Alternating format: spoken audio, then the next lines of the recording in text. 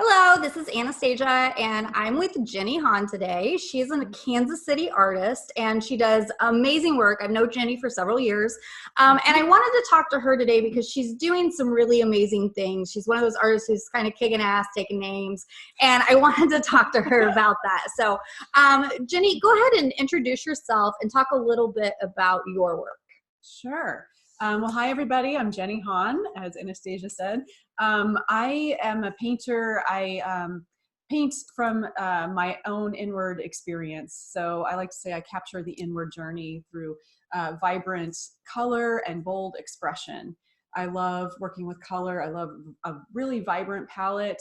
And my work tends to focus on themes of like meditation, the divine feminine, nature, all the things that really inspire me and kind of my own spirit and soul, if you will.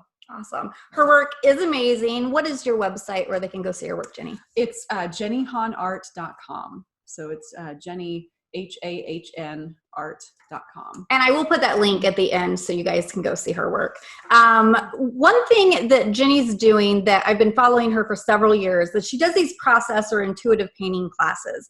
And it's become like a really big deal. When I met her, she was just starting out kind of working on them. And now she's kind of went on a national tour and she's done some cool things with it. So I'm going to have her explain a little bit what these classes are. So you can get a better idea. So Jenny, what exactly is an intuitive painting or process painting class? Great question. So a little different from a typical art class because we're not being told what to paint or how to paint. Really, it's about coming home to yourself. So my role as a process arts facilitator is really to help individuals get in touch with their own creativity. And as the name says, it's about the process, not the finished product. So it's about the experience and really using painting more as a tool for like self-discovery, for mindfulness, and can be a really revealing and healing tool. And it was in my own life. And that's one reason I love to share this now. Wonderful. I think in my own experiences teaching, I often get people in my classes who are terrified because they've been told at some point in their life that trees aren't supposed to be purple, or that they were a terrible artist and they couldn't draw a dog, and they're like scarred from it. So I think this is a great like wakening up and tapping back into that creative process that so many of us need. Absolutely. And I hear that so many times in the workshops. And in fact, we even call them art scars. Right. I mean, we all have them, that. right? Yeah. And I think like the public education system, like this is very common that people will be told, oh, you're not a good artist, or you're getting a certain grade, you're getting graded on your art. It's really, so yeah, there's a lot of fear that people have. It's like, we all have that creative spark within us. And although it can express in different forms, different mediums, it's, getting in touch with that creative spark. And from the inside out is how I like to approach it, rather than trying to learn how to be an artist. Right. It's like starting with our inner creativity, and then we can go into technique or other things if that's even desired. So what led you down the path for intuitive painting or process painting? So I, back in '99, I was graduating from the Art Institute with a BFA in illustration. I was set to be a full-time freelance illustrator. That was my, that was my trajectory. But at the same time, I was not well. I had an eating disorder, and I was really needing some like deep inner healing to happen. And I was starting to practice meditation and yoga and different things that were supporting healing. But I will never forget that one day I found a flyer for a workshop that was called Paint or Die. Oh, and it like struck me like to my heart. And that's how I found my teacher and mentor as far as the process arts go. I'm not the one to create process art. I mean, that's something that has been, going on for a long time, but formally in this, what's the word I'm looking for? Lineage, I guess you could say. Stuart Cubley was my teacher's teacher, and he and his then wife, Michelle Cassou, I think it is, really back in the 70s, I want to say, started teaching workshops in this vein. And so my teacher, Sarah, worked with Stuart for a long time. And so it's kind of, and then I've had other teachers along the way, and it's sort of this cool tree-like lineage growing. I mean, it's branching off in so many areas. But I had done process painting for myself. I have for 20 years now. For the last 10 years, I actually have been facilitating others. And it started quite organically. I never set out to teach workshops. I just, one of my teachers moved away. People needed space, and I started teaching out of my attic.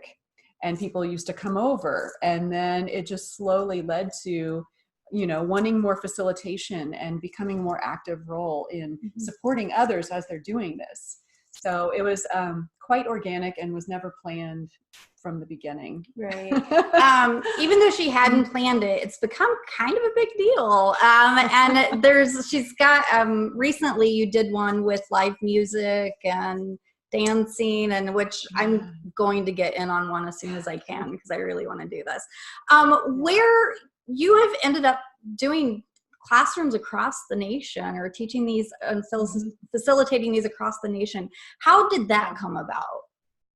So that came about really, so back in 2011, I had a storefront studio space in Mission, Kansas with my business partner, Stephanie Gray. We had started Creative Nectar Studio.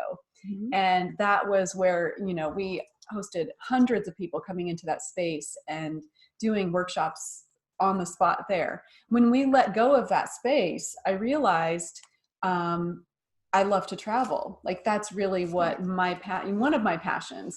And I don't have a steady space for teaching. And so the two kind of just came together.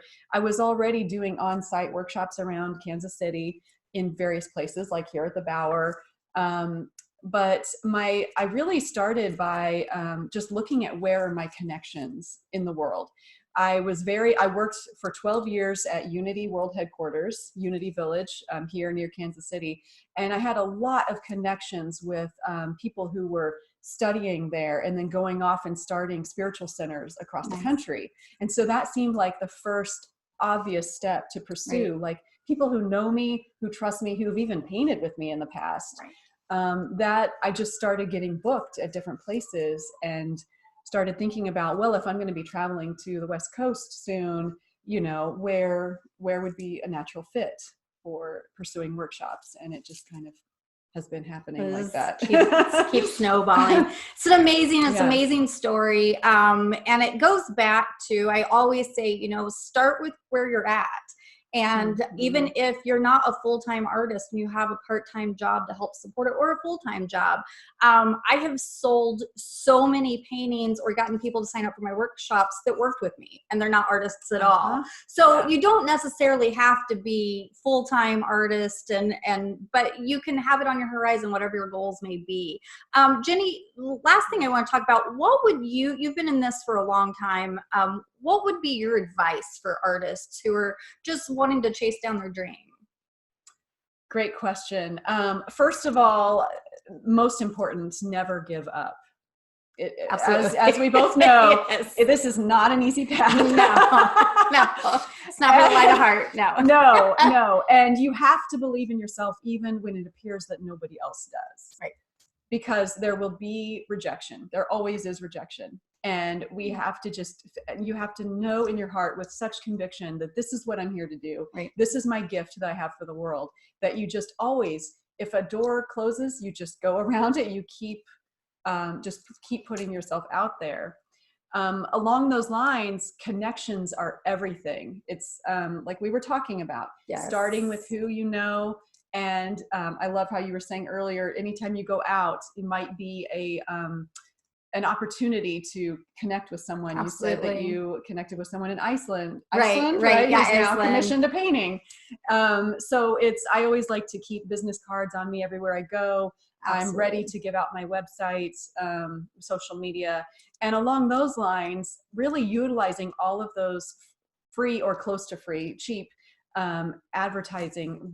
I recommend to any starting out artist to have a website, or at the very least have a Facebook fan page, having an Instagram feed, something where you have your portfolio online easily accessible to Right. others. And then you can get people to go to. Literally 30 Mhm. minutes before I got to Jenny's studio today, I was in a sports bar with the kickoff of the Chiefs game and happened to be talking to the lady at the table next to me.